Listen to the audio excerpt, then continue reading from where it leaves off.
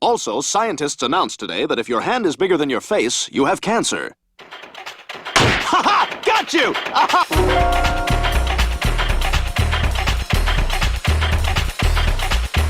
Propaganda.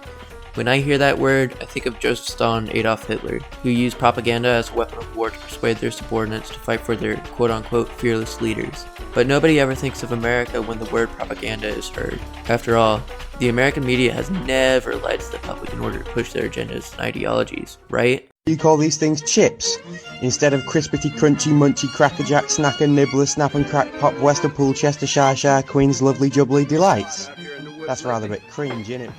The first instance of propaganda in America was the bloody massacre perpetrated in King Street, which depicts the Boston Massacre, a skirmish in which 5 colonists who were throwing snowballs and verbal abuse at a group of 9 soldiers, led by Captain Preston, were shot and killed.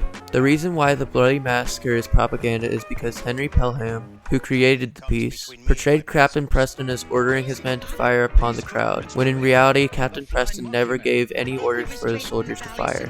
Also portrayed as a soldier firing from the common house, which also did not occur. Pelham depicted the British as oppressive and cowardly in order to persuade his fellow patriots to start a war against the British. And Secretary Cardona and Mayor Bowser and Chancellor Fairby, thank you for joining us as well.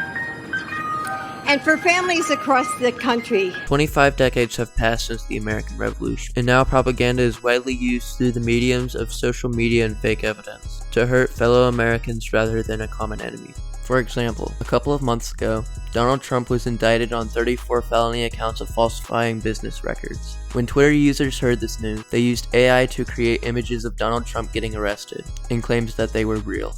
Another example is when Tucker Carlson got fired from Fox News. Brown M&M has, quote, transitioned from high stilettos to lower block heels. The New York Times claims that Carlson got fired due to saying that he wanted to kill a member of Antifa.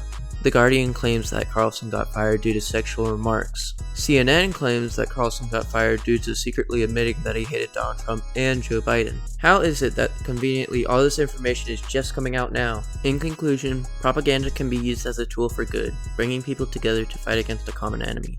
However, propaganda can also be used as a tool for evil, tearing people apart and creating chaos.